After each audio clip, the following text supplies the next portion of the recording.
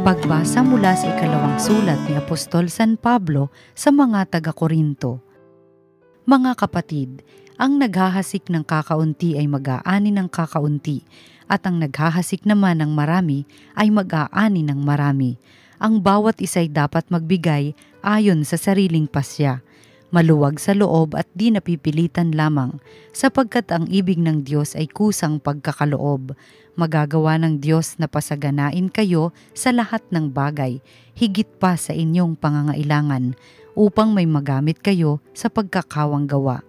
Gaya nga ng sinasabi ng kasulatan, siya'y namudmod sa mga dukha, walang hanggan ang kanyang kabutihan. Ang Diyos na nagbigay ng binhing ihahasik at tinapay na makakain, ang siya ring magbibigay sa inyo ng binhi at magpapalago nito upang mamunga ng sagana ang inyong kabutihang loob. Ang salita ng Diyos. Ang taong tunay na matuwid ay mahabagit mabait. Mapalad ang tao na may takot sa Diyos, siyang sumusunod ng buong alindog, ang kanyang lipi magiging dakila, pati mga angkan ay pinagpapala. Ang taong tunay na matuwid ay mahabagit mabait.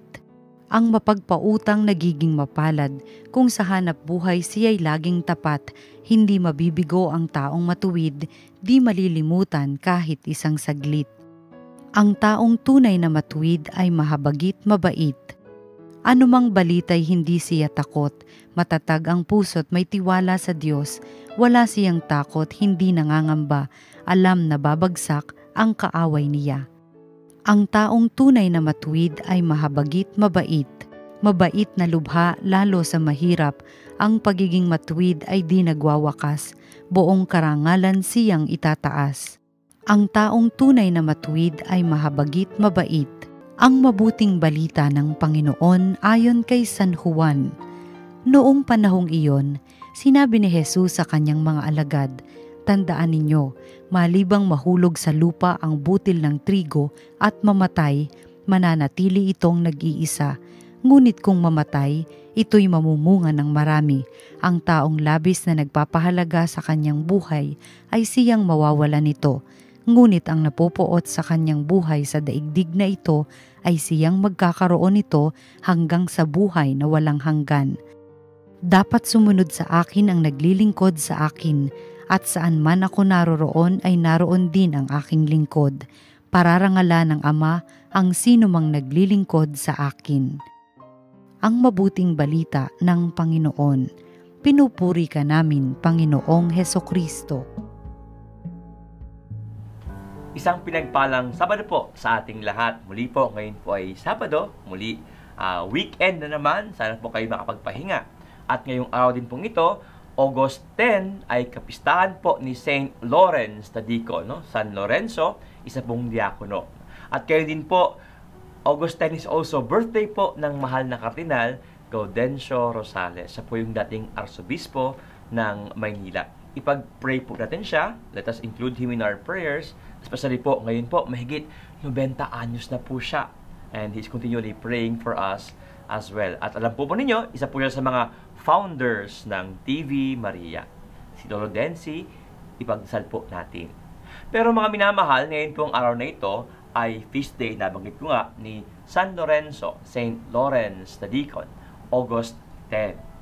Siya po ay isa pong diakono na talagang source of inspiration and joy. Kahit pa nga po siya po ay naging martir, siya po ay pinahirapan, namatay, he was still able to joke and have, smile, no? Minsan po daw, sabi sa kwento, nung siya po ay niluluto o sinusunog, no? Siya po ay pinahiga sa mainit pong parang lutuan, no?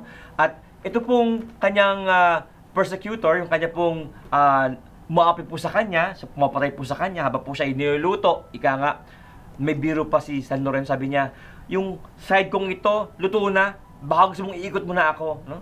Para bang nakapag-joke pa siya, napagbiro pa siya, kahit po siya ay nahihirapan, katunayan, siya po ay pinapatay na. Meron pa rin siyang sense of humor. Nagawa niya pa rin makita na sa kabila po ng paghihirap, there's always resurrection. There is always life. Sa ating buhay, may mga tao pong minsan napaka-toxic, ang hirap-hirap kasama. Pagpasok pa lang, parang, ako, yan na naman siya. Parang, ang bigat ng loob mo. Yung lugar, parang dumidilim. Para bang may mga bagay na iniiwasan mong gawin o pinupuntahan kasi sa lugar na iyon, mayroong toxic na tao. Sa kabilang banda, pag mayroong katrabaho kayong inspiring na tao, para bang every time he or she comes, para bang lumiliwanag, gumagaan po yung lugar. At ang sarap, ang gaan niyang katrabaho. Sana marami tayong ganyang mga katrabaho, no? Yung mga napaka-inspiring people to work with. Katunayan, ito po ang paalala sa atin at hangad po ng mga Kristiyano. Huwag tayo maging toxic, bagkus tayo po ay maging mga inspiring people. Although in our gospel, ang sabi raw po, unless a grain of wheat falls down and dies, it will not produce anything. It will not bear fruit. Unless someone would lose his life, no? Siya po ay hindi magkakaroon ng buhay na walang hanggan. Para bang, Father, ang bigat pala maging Kristiyano. Para bang pag Kristiyano ka, para bang laging ikaw ay maghandang mamamatay. Ikaw ay mag-sakripisyo. May hirapan. Para bang, Father, parang hirap lang maging Kristiyano. Parang ang bigat-bigat, ang hirap-hirap. Ang sabi po ng ating Panginoon, unless we're able to lose our lives, we will not be able to bear much fruit. Ang pagiging Kristiyano po ay hindi lamang tungkol sa pagkawala ng buhay o pagkamatay. We are not just being called to die. Katunayan po bilang mga Kristiyano, we are being called to live the fullness of life. Hindi ibig sabihin po na pag Kristiyano ka, ang iyong hantungan palagi kamatayan. Mamamatay ka, may papatay sa iyo, at kailangan mamatay ka talaga para magkaroon ka ng buhay na walang hanggan. Hindi po. Hindi mo kailangang mamatay muna sa mundong ito para lang ikaw ay magkaroon ng buhay na walang hanggan o ng fullness of life. It all starts here and now. Hindi po hinihingi ng Diyos na ikaw muna ay mamatay para ikaw ay maging bahagi ng kanyang kaharian. Ngayon, dito, live our lives to the full and the kingdom of God is here and now. Mga minamahal na kapatid, ngayon pong kapistahan ni San Lorenzo, nawa ito po ang paalala sa atin bilang mga Kristiyano. Nawa hindi po maging madilim, mabigat ang ating pananampalataya na tila ba ang ating pagiging Kristiyano magiging ganap lamang pag tayo po ay mag-alay ng buhay sa kamatayan. Hindi po. Hangad ng Diyos, gamitin mo ang buhay na mayroon ka at ikaw ay maging mabuhay ka ng ganap at kasaya-saya. At mangyayari yan if we live for others. We love, we share, and we serve. Yun po ibig sabihin, hindi palaging nakasentro sa ating sarili. Ako, akin, yung mga gusto ko. Pag ganyan po tayo, totoo, we're just simply living for ourselves. When Christ says, kailangan ikaw ay mamatay sa iyong sarili, ibig sabihin, isakripisyo mo yung mga bagay na gusto mo. Minsan, kailangan yung i-prioritize, piliin mo yung iba. And every time we're able to share, to give, and to help, ramdam mo yung saya, yung fulfillment. Parang feel mong buhay na buhay ka. You're able to give life to others. At ito po yung aking sinasabi na inspiring. Para bang ikaw yung taong masarap makasama. Isa pong taong handang tumulong palagi.